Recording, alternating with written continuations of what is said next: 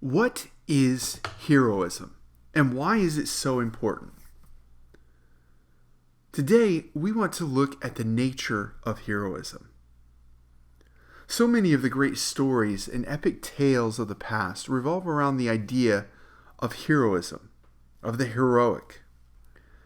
John Milton speaks of his great poem, Paradise Lost, being written with, quote, English heroic verse without rhyme, as that of Homer in Greek and Virgil in Latin. And by heroic verse, he means the type of poetic rhythm which is most appropriate for use of heroic themes. In ancient Greek epics, such as the Iliad and the Odyssey, this was dactylic hexameter. Of course, not to be confused with pterodactylic hexameter. But in English, it was iambic pentameter. The point was that this was a rhythm that was appropriate for stories of heroism. So it was called heroic verse. But that leads us to the question, what is heroism? What does it mean to be a hero? Why is heroism so important? Well, heroism is taking action to protect and defend others, or to stand for what is right, when all around are incapable or fail to do so. It is the unique action of an individual fighting for others at great risk and cost to one's own self, when others will not. It is one person standing up and fighting, even when he faces tremendous odds. One thinks of the Song of Roland, where the rear guard takes a stand at the pass of Roncevaux against overwhelming odds. Likewise, with Beowulf, he stands alone against the mighty monster Grendel. And so there are several aspects to this. First of all, there is courage. Courage is essential to heroism because it is what leads the hero to be set apart from others. Why is it that the hero stands out? Because he takes a heroic stand that separates him from others. Courage is what makes him different. And courage is also what makes him a target.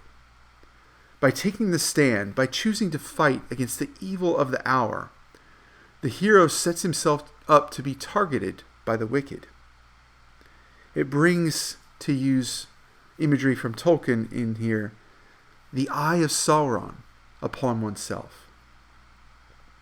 And courage is necessary because if it was easy, everyone would do it. But courage is required because there is risk involved. There is potential harm involved.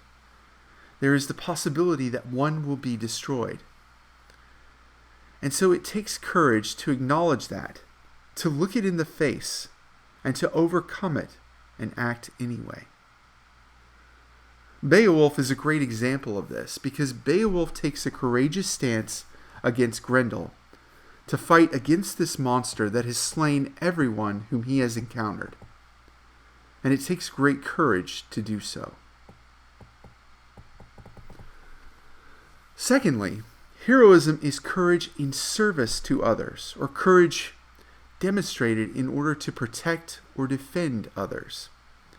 It isn't just courage so that one can boast about how courageous one is. Rather, it is courage in service to others.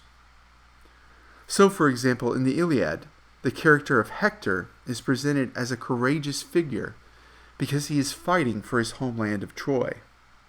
He is fighting for his people. It isn't just about defeating the Greeks. It is about protecting his homeland and his people from destruction. Heroism is courage in service to others. The reason why this is so is because it is not just about oneself. It is not just a selfish thing. We read in the New Testament, in the Bible, in 1 Corinthians 13, though I give my body to the flames, but have not love, I am nothing. Merely suffering or dying, taking a risk, is not enough. It has to be for someone else, for a cause in service to others. And this key point here about love is important. It must be out of love for others. And this is one of the reasons why in John Milton's Paradise Lost, some have missed what is actually going on. Some have actually attempted to see the devil as the hero of Paradise Lost.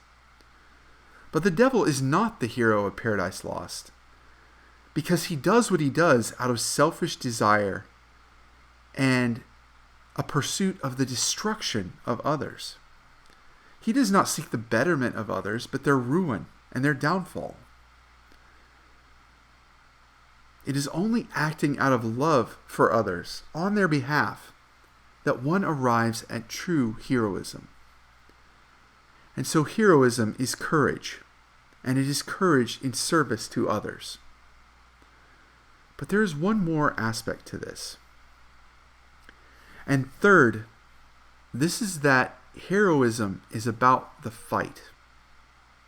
It is about taking a stance and fighting against evil. It is about drawing a sword to stand against something that threatens others. It is about saying no more. And it is about there being present to stop whatever evil is going on. The very simple truth is that heroism brings forth action. And that action results in a stance against evil. It is saying, no, you will not kill anymore. No more innocents shall die because of your actions. That is one of the reasons why Beowulf is so powerful. Because at each point in the story, he takes a stand and fights against those who are slaying innocents. And he puts a stop to it. And that is why heroism is so powerful and visceral. Because we are seeing a conflict of good versus evil on display. We are seeing good and evil, light and dark, at war, with the conflict coming down to a literal fight. And this is why it appeals to us in so many ways. We are constantly seeing so many things in this world that are wrong, that are evil.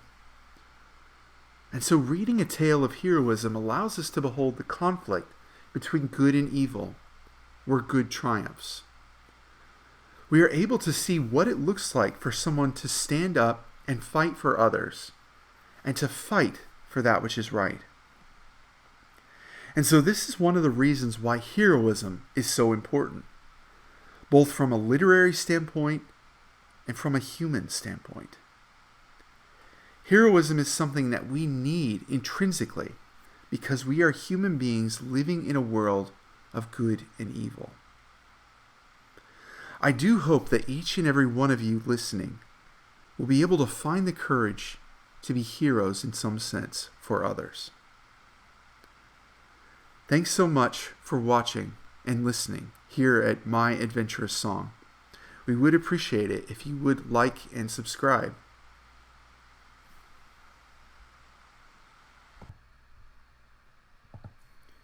New from My Adventurous Song. Quest for the Coryphon by Christian Richards is the latest exciting tale of heroism and courage. When 16-year-old Matthew Falstrom faces the destruction of his homeland by a previously dormant volcano, he doesn't know what to do. That is, until the medallion he's been wearing for years suddenly lights up, magically pointing the way forward. The wizard Galdric helps guide him, explaining that the answer lies in magical beings known as the Coryphon. But there's one problem.